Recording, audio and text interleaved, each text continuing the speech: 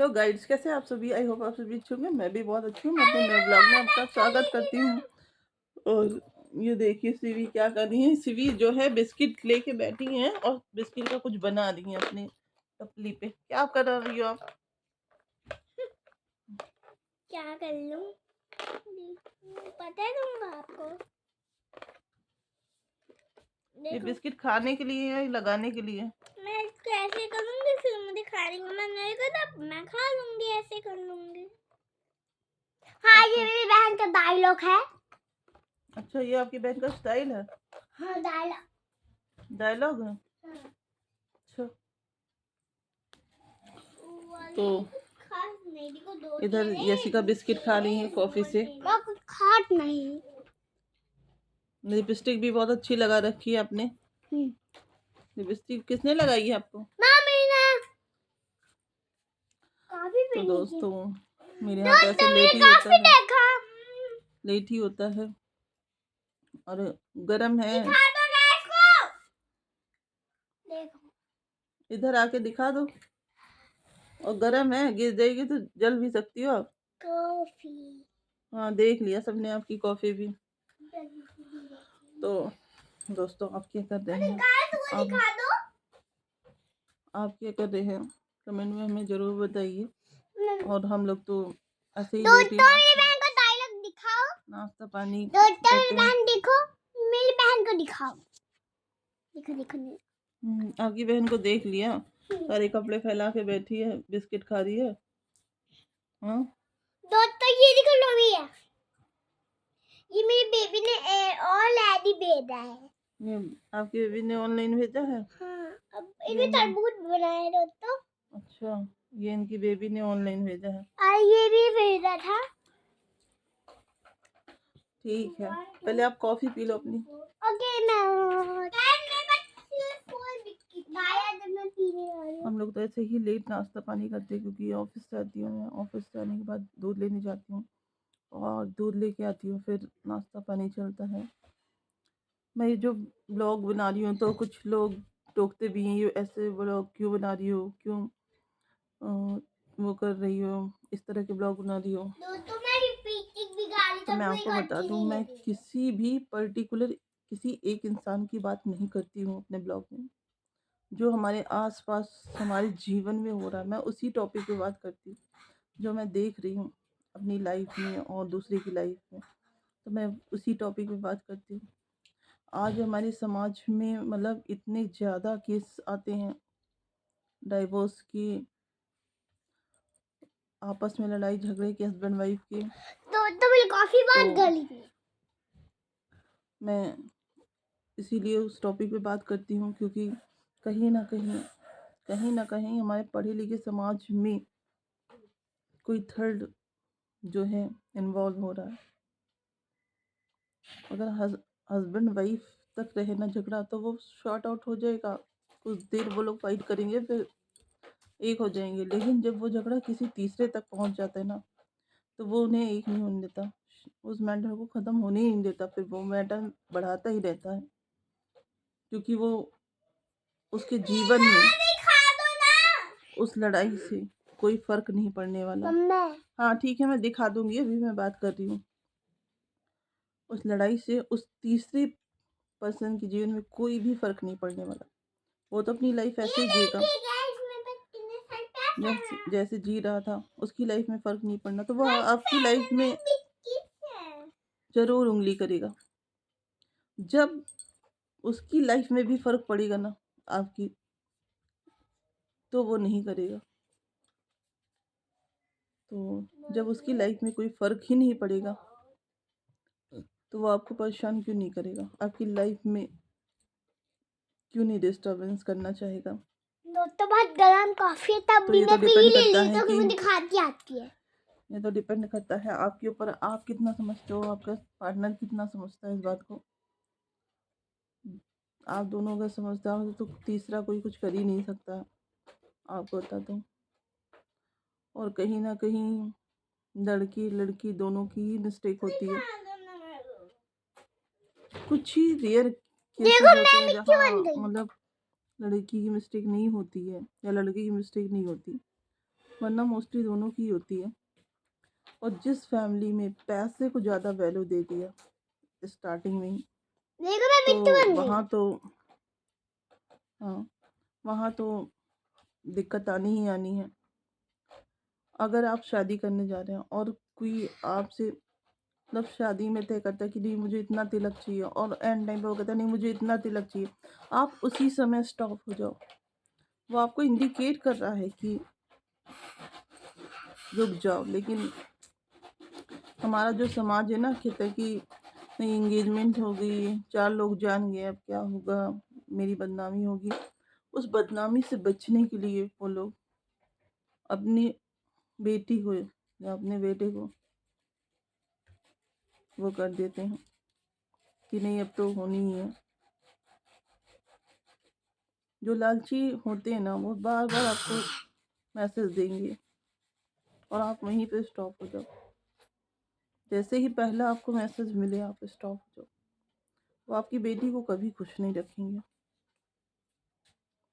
तो मेरी तो यही विनती है, पहले तो लड़की को समझना चाहिए, और अगर लड़का नहीं इस बात को समझ रहा है, उसने शादी कर ली और किसी के साथ इस तरह का खिलवाड़ वो कर रहा है, तो कहीं ना कहीं वो दोषित है। चाहे वो अपने मम्मी पापा के लिए ही क्यों ना कर रहा हो, उनकी मजबूरी ही क्यों ना हो। अगर इतनी ही मजबूरी है तो आप शादी मत करिए।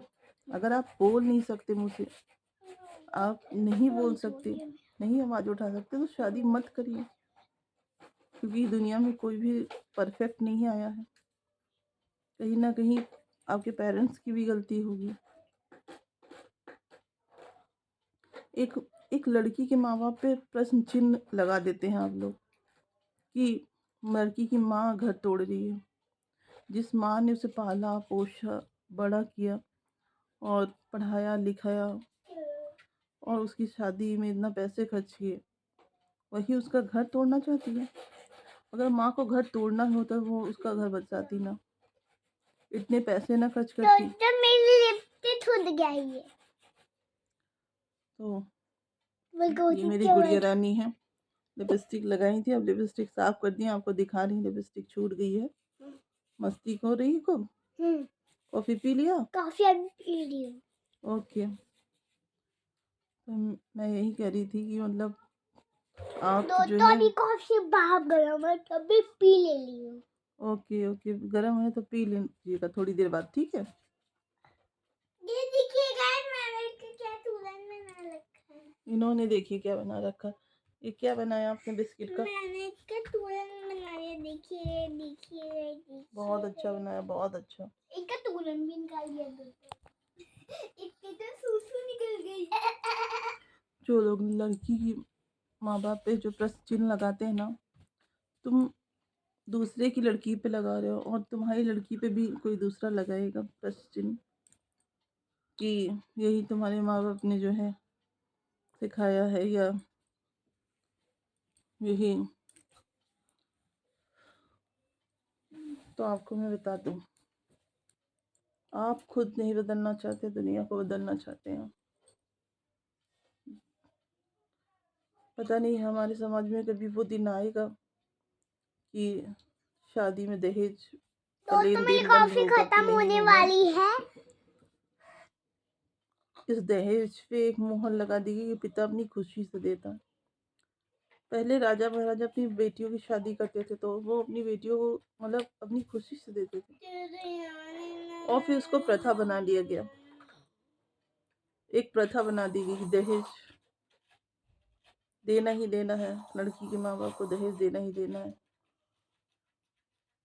तो ठीक है, लड़की के माँ बाप दहेज देंगे दोस्तों मैंने पी लिया। और जितना आप मांगेंगे उससे ज्यादा देंगे। मैंने पी लिया। ओके, लेकिन फिर लड़की की भी शर्तें होनी चाहिए। एक लड़की की भी शादी से पहले कुछ शर्तें होनी चाहिए कि जितना आप दहेज मांग रहे हैं हम दहेज देंगे, लेकिन आपका लड़का हमारे घर रहेगा, उसकी सैलरी हमारे घर आएगी और वो हमारे माता पिता की सेवा करेगा, आपकी नहीं। दोस्तों वो देखो, वो लोग वहां पे देखो।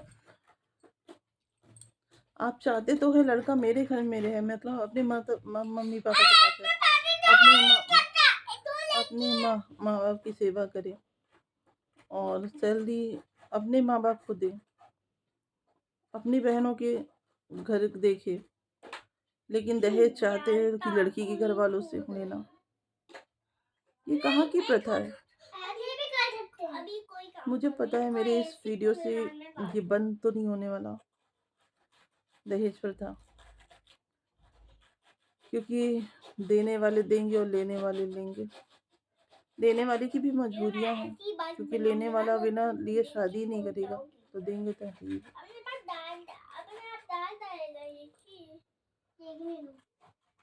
दोस्तों मेरी बहन को देखो। फिर से तू दे, इसको भी कूड़ेदान में डाल। तो फ्रेंड्स, बाल मैं कोई समाज सेवी तो नहीं कि समाज सेवा करूंगी और आपको सुधारने निकली हूँ या मैं खुद सुधर जाऊं, बस इतना भी मेरे लिए काफ़ी होगा। और अपने बच्चों को अब ये वाला दूध करें क्या? ये सब चीज़ें उनके दिमाग में ना आए। आप कहीं भी जा रहे हैं, कहीं भी किसी भी, तो कोशिश करिए कि कभी किसी को किसी चीज़ के लिए हर्ट मत करिए। उस माँ बाप से पूछिए जो उसने मतलब ज़िंदगी भर चटनी रोटी खाई होगी, नमक रोटी खाई होगी और आपको शादी में पनीर खिलाई होगी, तब भी आप क्या कहते हो? पनीर खाने के बाद भी पनीर में मज़ा नहीं आया। जैसा आप उनके साथ कर रहे हो ना, वैसे ही आपके साथ भी, आपकी बहन की शादी में भी वैसा ही होगा, वैसे ही दूसरे आपके साथ भी करेंगे। तो प्लीज़ गाइड्स, ये सब बंद करिए। पता नहीं, मुझे तो समझ नहीं आता कि जो लोग 10-20-25 लाख दहेज ले लेते हैं तो उससे क्या वो अमीर हो जाते हैं या उनका जीवन उससे पार हो जाता है? कुछ नहीं होता। लेकिन फिर भी इंसान की जो प्रवृत्ति है, कह नहीं सकते। मैं तो बस यही कहूँगी, ये सब बंद हो जाए तो ही अच्छा है हमारे समाज के लिए। और हस्बैंड को अपनी वाइफ को समझना चाहिए, और जब वो समझेगा तो सब समझेंगे, घर वाले अपने आप समझेंगे। लेकिन वो हस्बैंड ही नहीं समझेगा आपको ना, तो घर वाले भी नहीं समझेंगे। मैं ये वीडियो किसी एक के लिए नहीं बना रही हूँ ना, मैं किसी एक को कह रही हूँ। मैं चाहती हूँ जो भी मेरा वीडियो देखे, कम से कम 1 सेकंड के लिए तो सोचे कि ये चीज़ें गलत हैं। एक लड़की की लाइफ बर्बाद करना बिल्कुल गलत है।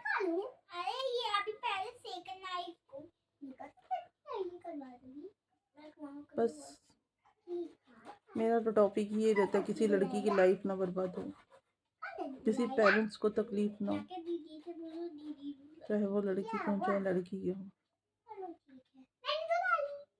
इंटरफेयर ज़्यादा लड़की के पेरेंट्स करते हैं लाइफ में, बहू की और बेटे की लाइफ में, और बदनाम करते हैं लड़की के पेरेंट्स को कि लड़की के पेरेंट्स जो है लाइफ खराब कर रहे हैं, बर्बाद कर रहे हैं। काम आप खुद करते हो और इल्ज़ाम दूसरे पे देते हो। मैं सारे पेरेंट्स की बात नहीं कर रही हूँ, लेकिन कुछ पेरेंट्स हैं ऐसे हमारे समाज में। तो आप कहते नहीं, पाप का जो घड़ा होता है वो एक दिन भरता है, तो वो ज़रूर भरता है। और नीचे भले ना इंसाफ हो, लेकिन ऊपर वाला इंसाफ यहीं पे करके जाता है, इसी जन्म में। आप जो है किसी के साथ बुरा मत करिए, और जितना हो सकते उसकी मदद करिए, उसकी हेल्प करिए। कई बार मैं जाती हूँ रास्ते में, मैं देखती हूँ कहीं कुछ, तो मुझे लगता ही नहीं मुझे इसकी मदद करनी चाहिए, लेकिन मैं मदद नहीं कर पाती। मैं संकोच में रह जाती हूँ कि मैं इसकी मदद करूँगी, लोग क्या सोचेंगे, लोग क्या कहेंगे। मैं यही सोचती हूँ कि कोई इसकी मदद कर दे। एक बार मैं आ रही थी, एक डॉगी का छोटा सा पपी था जो रोड पे पड़ा था। मैंने गाड़ी वहाँ रोकी, मैं वहाँ कम से कम 4 से 5 मिनट खड़ी थी। बस मैं ये सोच रही थी कोई इसकी मदद कर दे, कहीं गाड़ी से न जाए। फिर एक लोगों ने उसको उठाया और ले गए। फिर मैंने गाड़ी बढ़ाई अपनी आगे। मैं मदद करना चाहती थी, मगर समाज, हमारे जो समाज में क्या सोचेगा, वो क्या कहेगा, ये लड़की क्या कर रही है, पागल तो नहीं हो गई है। तो हमारे समाज में ऐसी चीज़ें होती हैं ना कि जब आप किसी की मदद करना चाहते हो, सोचते हो, लेकिन कर नहीं पाते हो मदद।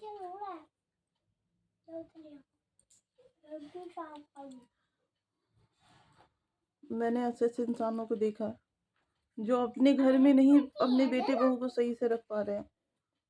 अपने बेटे बहू पे उनकी नहीं चलती है, लेकिन दूसरे के घर में वो कहते हैं अरे बहू आ गई, अब तो आपको आराम हो गया होगा, अब तो आपका काम नहीं। चाहे उनका खुद का बेटा उसी शहर